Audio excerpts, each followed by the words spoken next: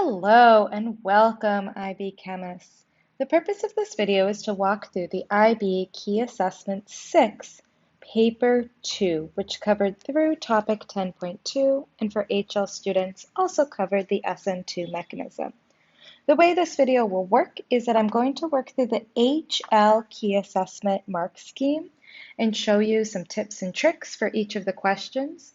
If you are an SL student, that's great. Thank you for watching. You can just skip ahead. I'll be really clear about which questions were HL only, and you can just skip ahead in that part of the video.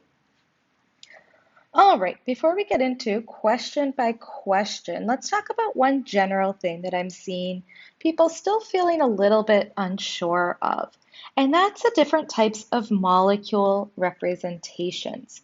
So one type of molecule representation is ball and stick molecules. Remember, you don't need to actually be able to draw those, but you do need to be able to recognize when you have a carbon and a hydrogen and the shape that it's making. We then have full structural formulas. I see some people trying to draw full structural formulas still by drawing something like this and not explicitly including the hydrogens. I've said this a few times in class. I've tried to really emphasize that the IB will not accept something like this. And so I also will not accept something like this. If you are drawing a full structural formula, you do need to include explicitly all of the atoms present, the carbons and the hydrogens. That also means that something like this, if you have CH3 and then you try to draw a skeletal formula and add CH3, that is also incorrect according to IB standards. Yes, you'll often see molecules that look like this if you do some Googling, but as I've told you in class, we need to distinguish between these forms. We also have condensed structural formulas, skeletal formulas, and molecular formulas. In this test, there was a question asking for a molecular formula and also for a structural formula. So structural formulas, you can give the full structural or condensed structural. Usually the IB does not ask for skeletal formulas, but it could. Molecular formulas tell you about the molecule. So this information, we saw it on day 3 of the organic chemistry section, slide 14. And you also notice in Cognity this little exam tip emphasizing the importance of knowing the difference between naming, molecular formula, or structural formula. All right, let's jump in and start now with question 1. Question 1 asks you to explain a mechanism. So, question 1. Explaining a mechanism, where did we see that in class? Well, we saw this in homework 6 and on day 8. Notice the question that you were asked for practice is explain. They told you explicitly with help of the equations, the mechanism. On the test, it did just say explain. Many of you chose to use the equations in order to explain, which I think was the best and most straightforward way to explain. Some people did choose to write out the mechanism. If you did that, you still had to include all of the information. And just as a reminder, you had access to this mark scheme. You had it in the slides on day 8, slide 27. You also had access to the same mark scheme on homework 6, question 3. I told you when we did this day in class that you would definitely have to know this mechanism and be able to reproduce this mechanism. And so that's something to really pay attention to. Where did the points come from here? Well, it came from the 3 steps and making sure that you're labeling the 3 steps just like they tell us to do, excuse me, not here, but here. So, explain the mechanism. We needed to have something about initiation, UV light, breaking up into free radicals.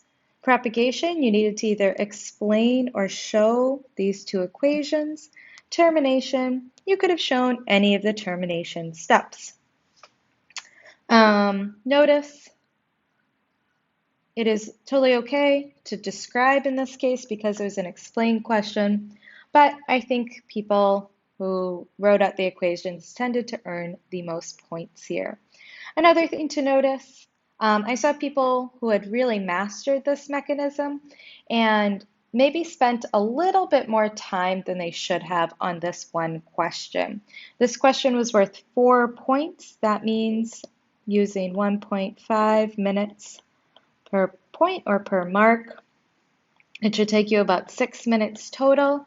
And so all you needed to do here in order to get those 4 marks were mention initiation in your first equation, propagation, and the 2 equations, and termination, and one of the termination steps.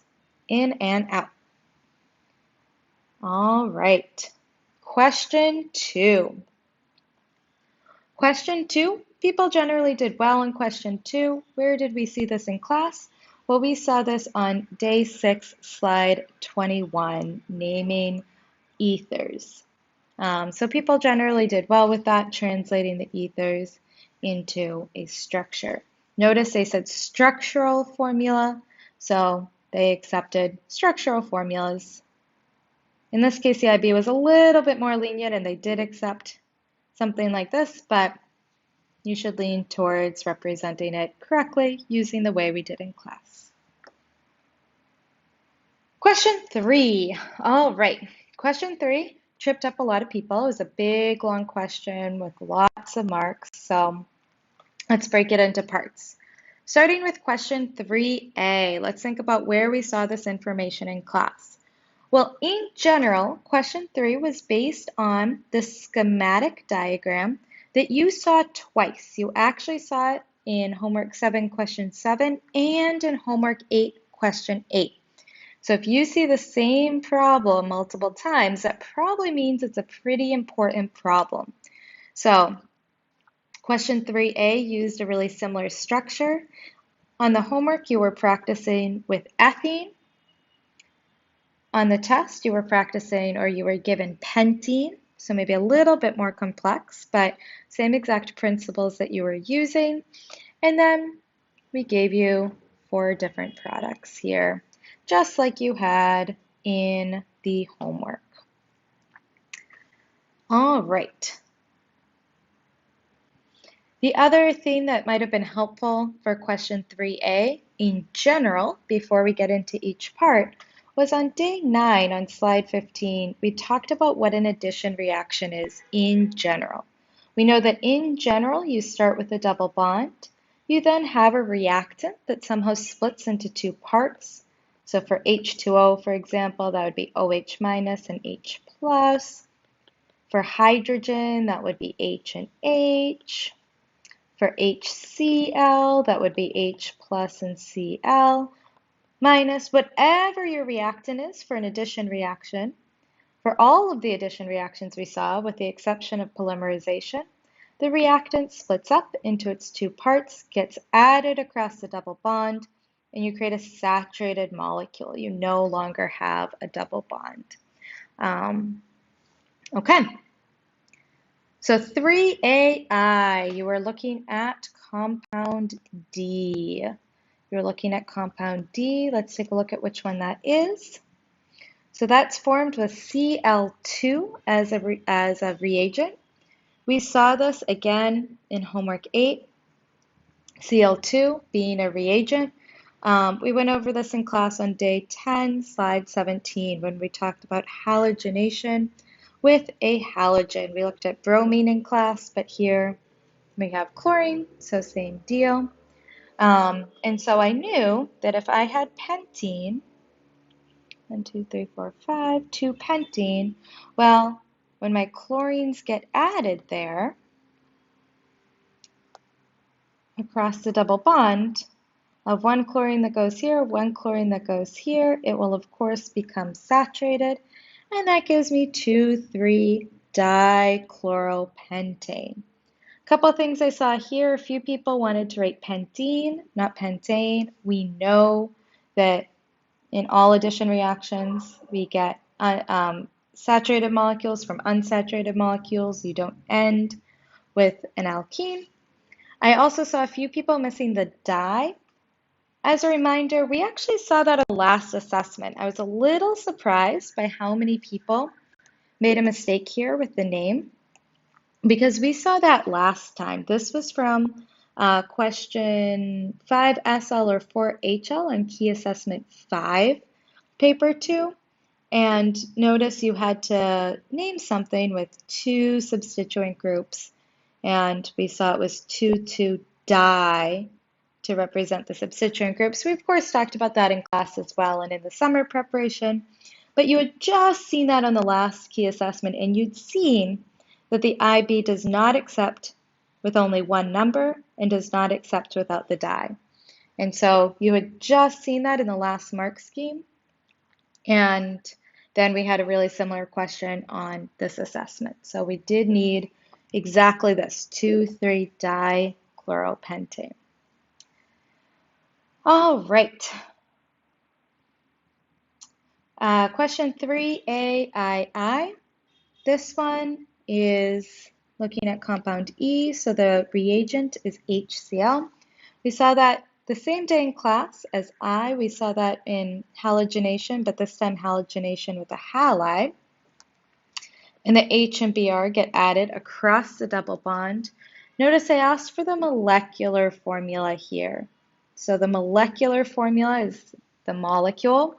They were a little bit lenient by accepting a condensed structural formula, but really what you should have reported here was the molecular formula. The reason for that is it's actually pretty hard to predict the product here because we have not talked about yet which carbon the Cl should add to. And obviously that would make two different molecules, right? If your Cl added here and the bond became saturated, or if your Cl added here on the third carbon and your bond became saturated. So really what we were going for there was the molecular formula. For some reason in this one, the IB decided to be a little bit more lenient, but we can't count on that. Okay. Question 3A, III. This one was a hydration. I know because I'm starting with an alkene and I'm ending with an alcohol. Where did we see hydration? Day 9, slide 29.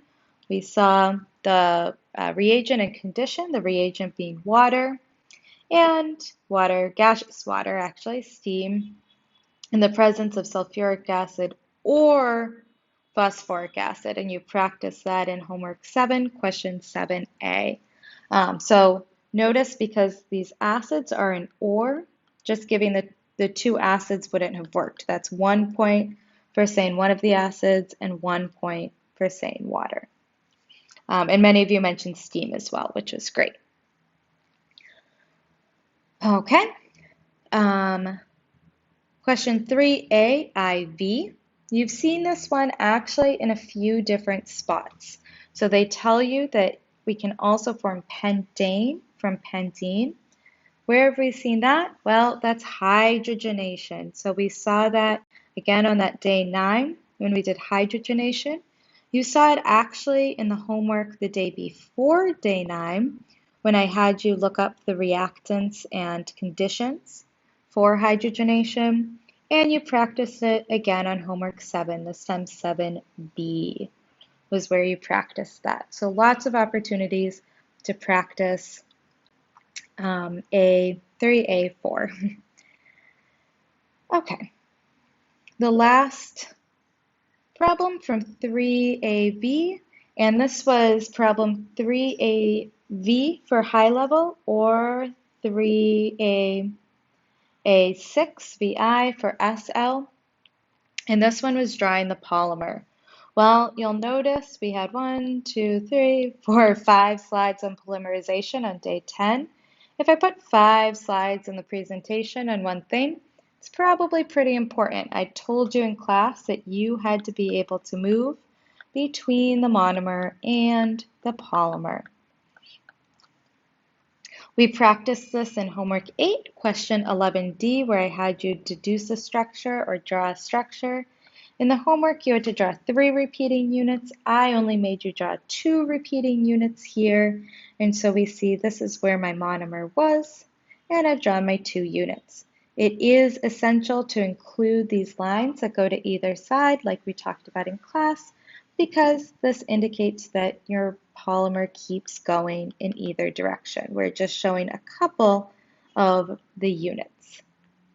It's also important to make sure you're including 1, 2, 3, 4, 5, all 5 carbons that came from each pentene, and making sure that you show the connection within the polymer. This is where the double bond was, and that makes sense to me because if I count 1, 2, I see the double bond was where the second carbon was. So this one was, for the most part, well answered, but I think some people had not looked carefully enough at 11D here and compared it with the mark scheme. So I did tell you in class you had to be able to move between monomer and polymer.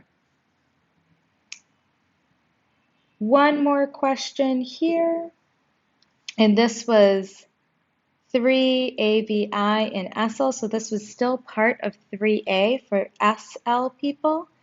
In HL, you all saw this question a little bit later on in the test in 3E. And so that was the other piece of 3A for SLers was the chemical test to distinguish between pentuene and pentane. Many people remember that this was the test for unsaturation.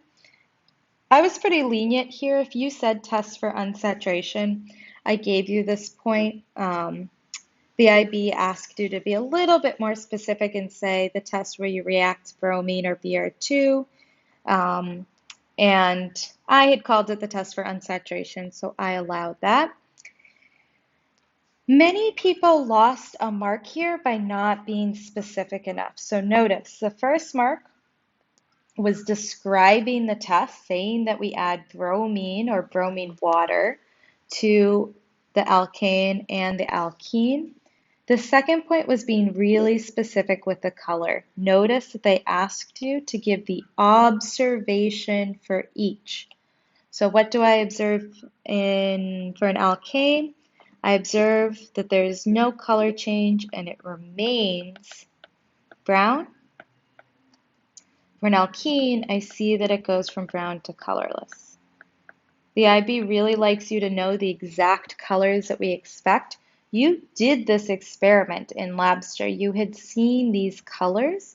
So my expectation would be that you could remember these colors for the test. So in order to get mark 2, you had to say something about some starting color and then colorless.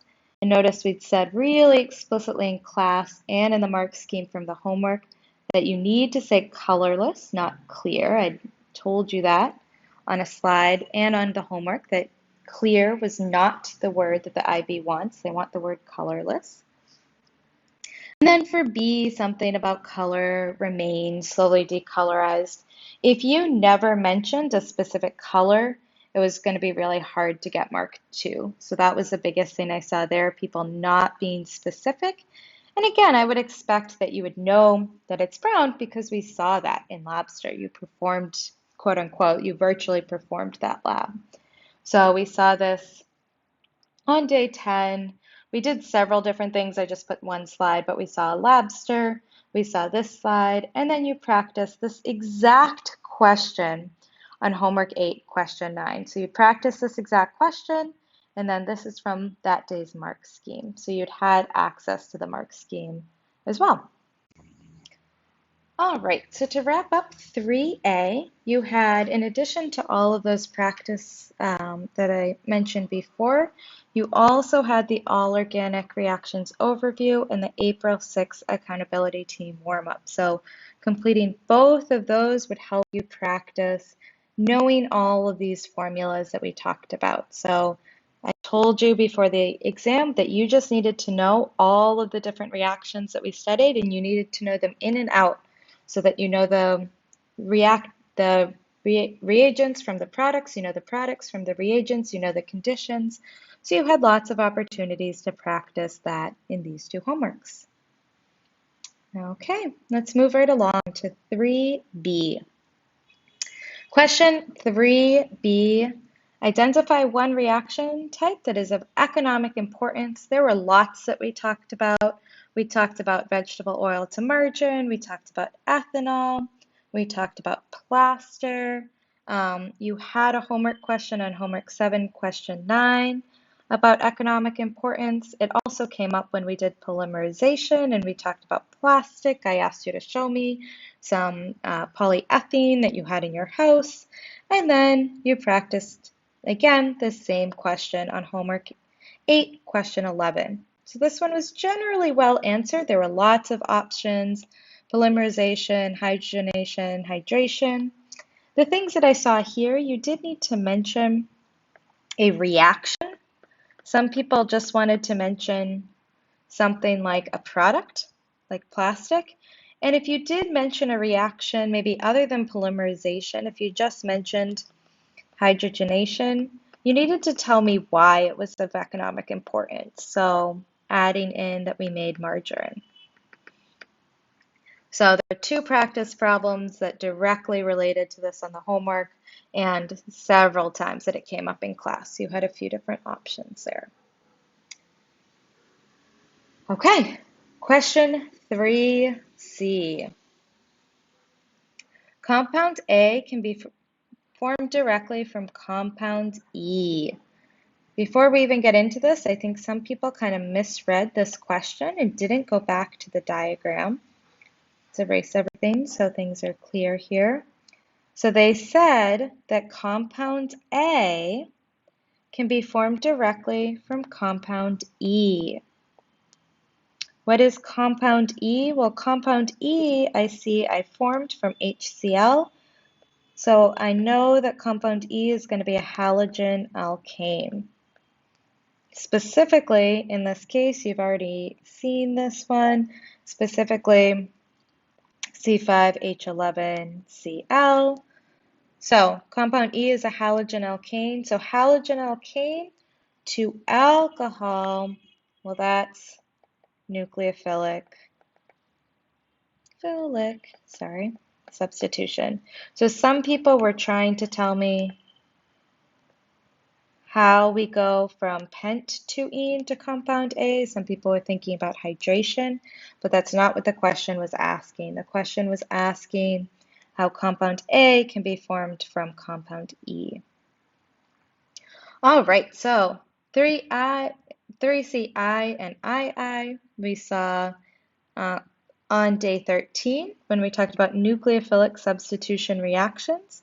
Whenever I have a halogen alkane to an alcohol, I have nucleophilic substitution reactions, which I see right here. I know, like I just showed you, I have a halogen alkane to an alcohol, so nucleophilic substitution. And then the other thing, state the reagent for this reaction.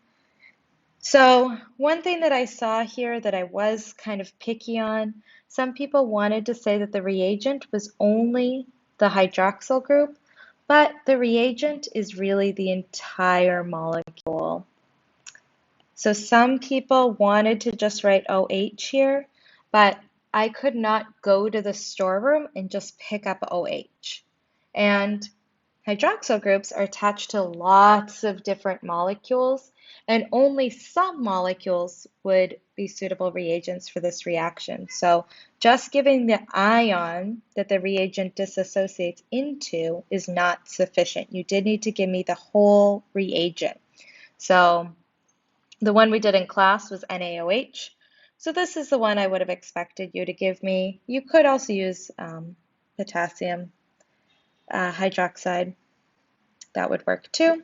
We know it's called nucleophilic substitution. I also accepted SN2 because that's a specific type of nucleophilic substitution. And you practice that in homework 11, question 3. What type of reaction occurs when I have a halogen alkane becoming an alcohol? And the answer is nucleophilic substitution. Hopefully your explanation was all halogen alkane to alcohol reactions that we've studied are nucleophilic substitution. And so then by writing that out, you can remember, ooh, I'm seeing a halogen alkane to an alcohol here, so nucleophilic substitution. All right, there was a third part to this only for HLers, and it was drawing out the mechanism for SN2. I told you that at some point you would have to draw a mechanism. We saw this on day 13. Sets 23 to 22. You had a homework problem where you had to draw the full mechanism. You, of course, had access to the same mark scheme because the problem in the test actually ended up being the same as the problem in the homework. So for those of you who really dug into the mark scheme, noticed all of the technical details you needed in order to get full points there, got all of the points. So you needed this arrow going directly from the OH to the carbon, not to a different carbon. Like we talked about many times, the molecule had to be arranged like this so that there was space to do a backside attack. You needed to have the space here on the carbon to do the backside attack. The second point came from showing the leaving group.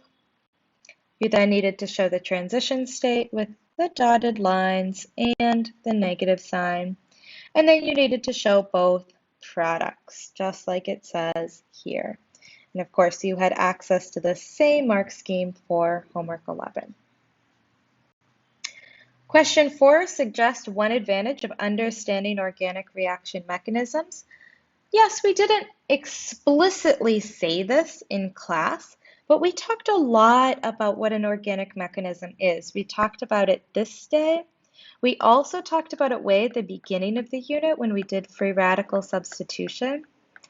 So this was one of those questions that was asking you to apply your knowledge. Maybe we didn't explicitly say this in class, and one of the reasons that it was only 1 mark is because we didn't explicitly say that. But if you understand what a mechanism is, you should be able to answer this question. So notice there's lots of options here. Even if you said satisfy intellectual curiosity, cool. Knowing the transition state, cool. Applying this knowledge, great. The thing I saw here was that did not earn points was something like because it could help us in later units. Well, I didn't quite accept that because that's not quite the same thing as intellectual curiosity. And remember, all of the questions on your test are old IB questions.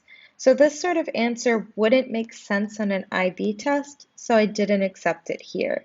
So this was a general question, just asking, do you know what a mechanism is? Do you know why we would need to know about mechanisms? And any of these were reasonable answers. So for those of you who left that blank, these kinds of IB questions, please do try to answer them. It's not some super technical answer. It's just proving that you know what a mechanism is. You can often spot these if they say something like one advantage. Okay, question 3D.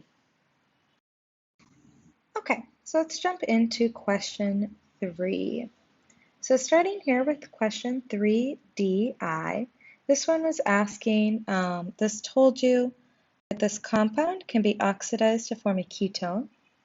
Well, first it asked you about primary, secondary, and tertiary alcohols. This is a secondary alcohol. There's 2 ways that we could have seen this. If I go back to my chart here, well, I see that when this alcohol gets formed, my OH is going to add either here or here. I should know from homework 8, question 12, and from day 11, slide 4, that either of these situations would be a secondary alcohol because the carbon the OH is attached to 2 carbon atoms, which makes it secondary. The other way you might have worked your way into this question was from excuse me, this got cut off, but a few days later, slides 21, when we talked about how secondary alcohols oxidize to ketones are the only kinds of alcohols that oxidize to ketones. And so that would be a way to describe that as well. You practiced this in homework 12 on question 2B III. You looked at primary, secondary, and tertiary alcohols. You looked at oxidizing agents and how the reaction would differ between the three molecules. So this brings us to this question here. The secondary, there are two reasonings. You could have talked about where the OH got added based on the schematic diagram, or talked about the fact that you knew that only secondary alcohols get oxidized to ketones. For 3DII, it was actually the same day that we talked about that. That was day 12, so that tells me, sorry, this was also day 12. So day 12, slides 12 to 13, we talked about a suitable oxidizing agent. We did potassium manganate in class, so I would have expected you to get potassium manganate. Some people put potassium dichromate, which also works. You might have gotten that from Cognity. The one that I really expected was potassium manganate. We also did talk about potassium dichromate in class, sorry. We talked about that on the next slide. And we practiced that in that same problem. Homework 12 2BII, you had to suggest a suitable oxidizing agent. That's the same wording you saw in the test, so you'd actually already seen that before. For part 3, well, we saw that again on day 12 when we talked about oxidation of alcohols. There's only one type of alcohol that could not oxidize, so cannot be oxidized, and that's a tertiary alcohol. So any formula that fit the molecular formula and was tertiary, I would expect. We practiced that again in that same problem, question 12, homework 12, question 2BII, where you looked at all three, primary, secondary, and tertiary, and you would have written down, of course, that tertiary has no reaction. So the only alcohol that cannot be oxidized would be a tertiary alcohol. Okay, question 3E, this was HL only. So you had the test for unsaturation. I've already talked about that back in the 3A section because that's where SL saw it, so I'm not going to repeat. You can go back in the video. 3EII, this one was generally well answered. We saw this in high-level time on March 5th when we looked at stereoisomers and cis-trans isomerism. And you practiced this here in that same homework on question 2A. Generally well answered. Some of you forgot to include all 5 carbons, so that would of course be important for pentene. Okay, question 4. So the first part of question 4 asks you about incomplete combustion in 3 possible products.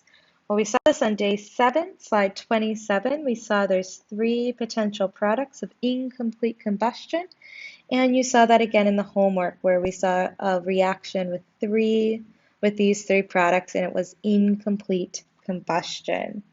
So carbon monoxide, this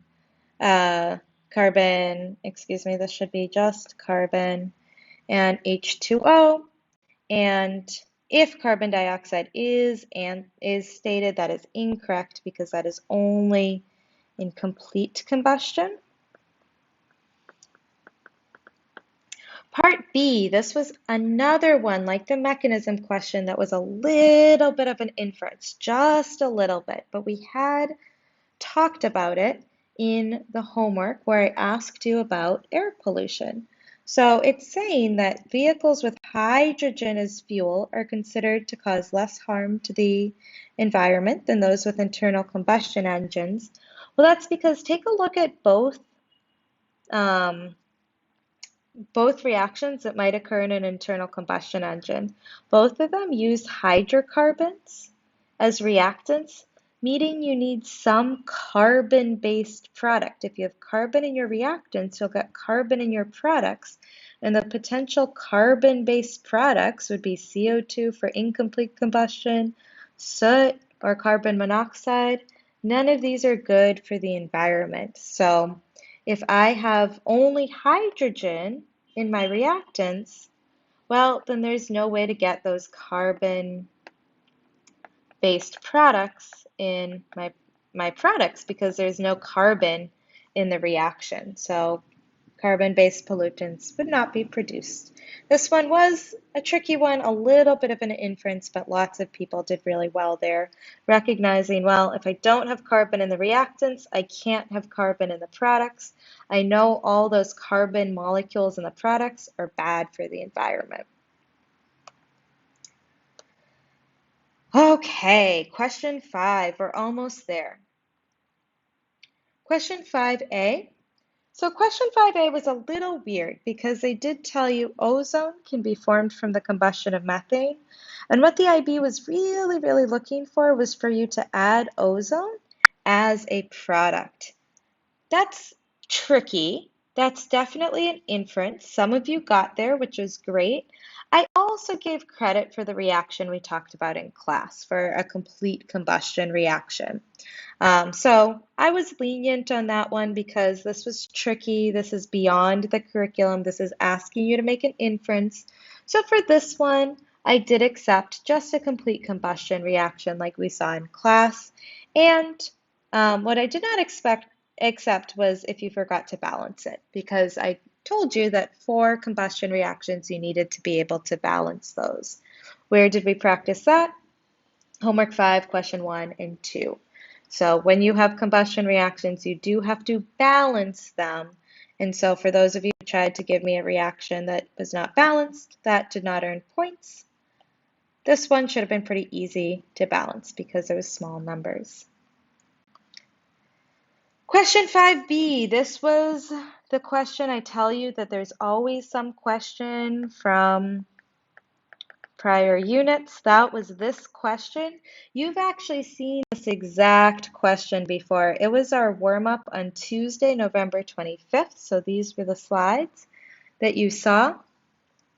The 2 points here were sort of subtle, but one was the bond in oxygen is stronger than the bond in O3. I needed to see the word stronger for you to get that point. I did not, it depended on the answer, but a lot of you were trying to tell me that this is a single bond, and it's not. These are equivalent resonance structures, just like in benzene. Ozone doesn't have one single bond and one double bond. It has a bond order of 1.5, and the electrons are delocalized between these two different bonds. So lots of people trying to talk about the single bond in ozone, and that is not what we have. We have two equivalent resonance structures. These bonds in real life are actually equivalent to each other, and they have a bond order of 1.5. So that's a little bit longer than oxygen, which has a bond order of 2. Meaning oxygen is stronger, and then you have to be really explicit and say more energy is required for stronger bonds. So some of you kind of assumed that that was understood, but the IB wants you to be as explicit in your thinking as you can. So you had to say stronger, and then more energy is required if it's stronger. And this was from slide 4, what you see here. All right. This is an HL only question. This is part C, asking you to calculate formal charge. Well, we did formal charge in high level time.